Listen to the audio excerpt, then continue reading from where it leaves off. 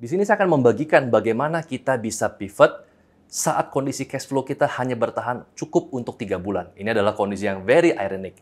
Halo teman-teman, selamat datang di kelas Founder, di mana misi saya ingin mencetak 1 juta founder di Indonesia lewat sebuah video YouTube. Nah, program ini saya bagi menjadi semester yang pertama, ada 10 video di mana saya akan upload setiap hari Rabu jam 8 malam. Pastikan teman-teman subscribe dan juga nyalakan loncengnya. Nah, selama program 10 video ini, teman-teman akan belajar bagaimana membangun sebuah startup dari A sampai Z, mulai dari branding, marketing, sampai finance. Stay tuned!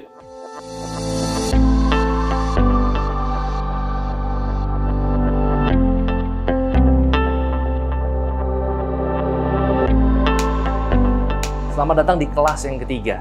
Kalau teman-teman belum lihat kelas yang pertama dan yang kedua, silakan segera lihat. Kelas yang pertama judulnya adalah membangun startup tanpa steroid, dan kelas yang kedua adalah fundraising ala Shark Tank. Nah, di video yang ketiga saya akan membahas sebuah topik, yaitu pivot dengan cash flow yang hanya cukup untuk 3 bulan. Nah, ini menarik banget. Kenapa? Karena sangat relevan di kondisi pandemik seperti hari ini. Nah, sebelumnya kalau kita bicara mengenai pivot, pivot ini adalah sesuatu yang sangat jarang kita temui 20 tahun yang lalu. Misalkan 20 tahun yang lalu kemudian, gue baru mulai bisnis A nih, gue akan coba ganti ke bisnis B. Itu hal yang sangat jarang kita dengarkan. Kenapa? Karena 20 tahun yang lalu, sebuah market itu tidak terlalu mudah untuk didisrupt. Ya, tapi hari ini dengan kemajuan teknologi, kecepatan informasi, hari ini dan besok market kita mungkin didisrupt oleh brand lain. Jadi kata pivot adalah kata-kata yang tidak bisa kita hindari lagi. Ada 2 alasan kenapa para founder memilih untuk pivot. Yang pertama adalah ketika market mereka tidak lagi relevan. Ya, jadi ketika misalkan mereka punya bisnis penyewaan DVD, bisnis penyewaan video, sementara sekarang sudah ada Netflix, sudah ada Disney Plus. Nah, market mereka nggak lagi relevan. Jadi mau nggak mau, orang harus pivot.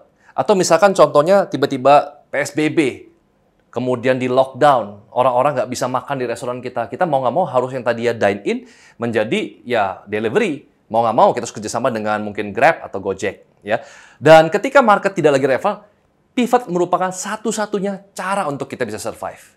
Ya. Kemudian yang kedua, ada juga jenis pivot ketika mereka melakukan pivot bukan karena marketnya udah nggak relevan, tapi karena ada bisnis model baru yang lebih scalable. Jadi, sekali lagi, kadang-kadang pivot dilakukan saat krisis atau saat baik-baik saja, tapi kita ingin going to the next level, kita ingin 10x. Di sini saya akan membagikan bagaimana kita bisa pivot saat kondisi cash flow kita hanya bertahan cukup untuk 3 bulan. Ini adalah kondisi yang very ironic. Ada 6 hal yang saya bisa bagikan. Yang pertama adalah teman-teman harus ronsen kondisi keuangan kalian.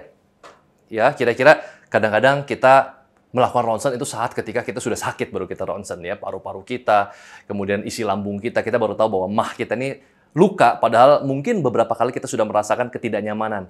Nah, sama, beberapa pelaku usaha atau founder, beberapa kali sebenarnya mereka gali lubang, tutup lubang, tapi mereka baru melakukan ronsen ketika cash flow-nya hanya tinggal cukup untuk 3 bulan. Nah, ronsen di sini perlu kita lakukan untuk supaya kita tahu kira-kira inventory kita posisinya seperti apa, berapa banyak tagihan yang belum tertagih, jangan-jangan banyak banget vendor-vendor atau klien-klien yang sebenarnya penjualan kita bagus, tapi mereka menunda pembayaran. Kemudian, apakah fixed cost kita terlalu besar? Seberapa efektif kira-kira karyawan atau staff kita? Apakah staff kita jumlah banyak, tapi ternyata tidak produktif misalkan? Apakah kita bisa membuat organisasi kita lebih slim? Nah, kita bisa tahu itu semua dengan kita ronsen. Saya suka dengan sebuah kata-kata adalah, hanya segala sesuatu yang bisa diukur, yang bisa diperbaiki. Segala sesuatu yang tidak bisa diukur, tidak akan bisa diperbaiki. Nah, kalau kita ronsen, kita jadi bisa mengukur kondisi kita, rapor kita seperti apa. Nah, ketika kita bisa ukur, kita bisa perbaiki. Ya, kalau misalkan kita dapat rapor, pokoknya kamu nggak naik kelas, tapi nggak dikasih tahu kita merahnya di pelajaran apa, di mata kuliah apa. Tapi kalau misalkan jelas, oke, mata kuliah bahasa, berarti kita perlu improve bahasa kita. Ya, jadi lakukan ronsen. Yang kedua adalah convert sisa inventory kita. Nah, kita tahu bahwa yang namanya inventory itu adalah cash. Inventory sama dengan cash. Misalkan banyak dari kita, sebenarnya kita bisa bertahan lebih lama daripada 3 bulan. Ada baju kita yang ada di gudang, yang mungkin sudah out of date, tidak laku sepatu kita, kemudian bahan-bahan baku kita yang mandek di gudang. Nah, bagaimana kita harus bisa convert inventory ini menjadi sales untuk supaya kita bisa perpanjang nafas kita. Nah, saya paham dan saya mengerti bahwa yang namanya bisnis itu statistiknya sangat kecil yang berhasil. Nah, untuk itu orang yang bisa mempertahankan nafasnya lebih panjang, setidaknya mereka bisa melewati fase-fase kritis. Karena banyak dari perusahaan, dari 100 perusahaan, 80% itu tutup di 1 tahun pertama, sisa 20. Dari 20 perusahaan, 80% lagi tutup di tahun kelima. Jadi dari tahun pertama sampai tahun kelima, dari 100 perusahaan, hanya 4 perusahaan yang bertahan. Jadi coba kelola inventory kita dengan lebih baik, kita bisa bikin garage sale, kita bisa bikin cuci gudang misalkan, kita bisa coba untuk bundling inventory kita dengan new product, ya kita bundling, at least inventory ini harus bergerak. Supaya apa? Supaya kita bisa perpanjang nafas kita. Dengan nafas kita yang lebih panjang, kita punya ancang-ancang, kita punya kuda-kuda untuk bisa melakukan pivot dengan lebih baik. Kemudian yang ketiga adalah perkecil fixed cost kita. Nah, salah satu yang paling besar dari fixed cost kita adalah overhead setiap bulan.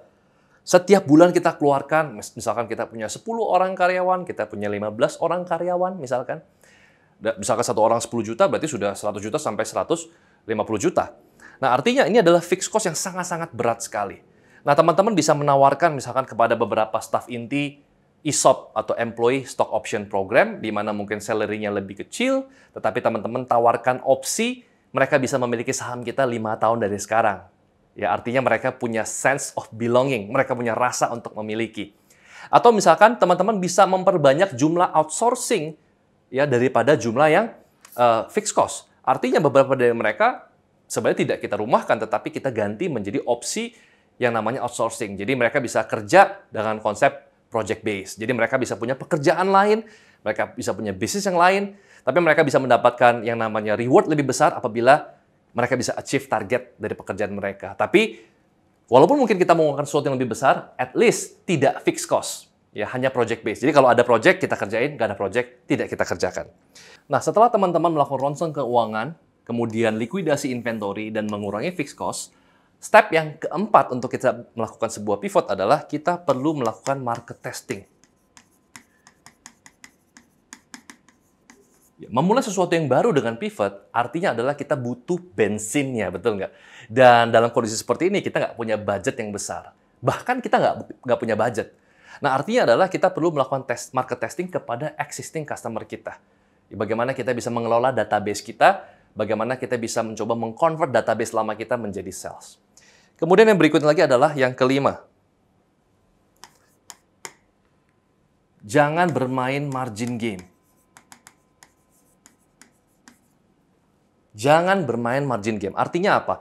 Nah, seringkali misalkan ketika kita di dalam kondisi yang normal, ya dalam gelombang laut yang normal, ya nggak salah dan sah-sah aja ketika kita bisa punya margin yang besar. Let's say ada yang marginnya 50%, ada yang bahkan margin sampai 70%. Ya, misalkan produk 100.000 kita bisa dapatkan margin 70% atau 50%. Nah, tapi dalam kondisi seperti hari ini, ya margin game bukan pilihan. Kita perlu downsize margin kita supaya apa? Supaya kita bisa mendapatkan pembayaran upfront. Ya, jadi sekali lagi, ini kan ada timbangannya ya. Kalau teman-teman mendapatkan pembayaran lebih cepat, artinya adalah kita akan menurunkan margin kita. Karena ya orang mau aja bayar cash di depan, belum dapat produknya, misalkan inden, asalkan kamu kasih diskon yang menarik. Jadi, pada saat kondisi seperti ini, cash flow yang sangat terbatas, margin game berubah menjadi cash flow game. Nah, ini harus kita perhatikan baik-baik. Yang keenam adalah collaborate. Nah, ini adalah cara yang paling singkat untuk melakukan growth hacking dengan biaya yang sangat murah. Bayangkan kita sebagai local brand dalam kondisi cash flow sulit, ada local brand lain dengan kondisi cash flow yang juga sama-sama sulit.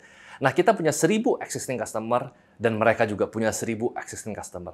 Nah, kalau misalnya kita collab, kita punya 2.000 existing customer dan ini akan mempermurah dan mempersingkat waktu kita untuk customer acquisition. Nah, jika teman-teman betul-betul merasa mendapatkan manfaat dari topik hari ini dan ingin dimentor langsung oleh saya, nah, saya dan tim membangun sebuah program yang namanya mentorclass.id. Teman-teman bisa lihat di Instagram di bawah saya.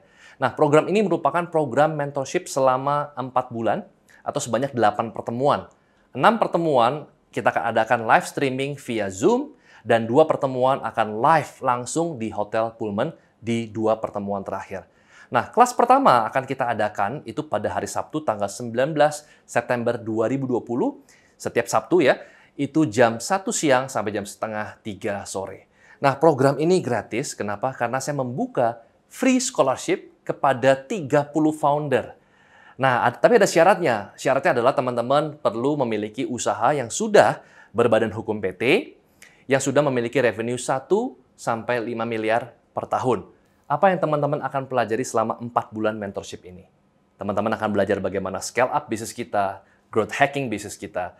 Yang kedua adalah teman-teman akan belajar bagaimana membangun sebuah brand dengan nilai jutaan dolar, marketing strategi, sampai fundraising.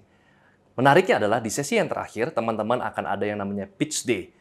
Kita akan meluangkan waktu 10 menit per satu perusahaan. Kalian bisa presentasikan perusahaan kalian, dan kalian punya kesempatan untuk bisa mendapatkan funding dari Solve Ventures 100.000 sampai 300.000 dolar. Jadi siapa tahu teman-teman beruntung. Untuk informasi lebih lanjut, silakan hubungi nomor yang ada di bawah saya atau segera kunjungi Instagram mentorclass.id. Sampai ketemu di kelas yang keempat.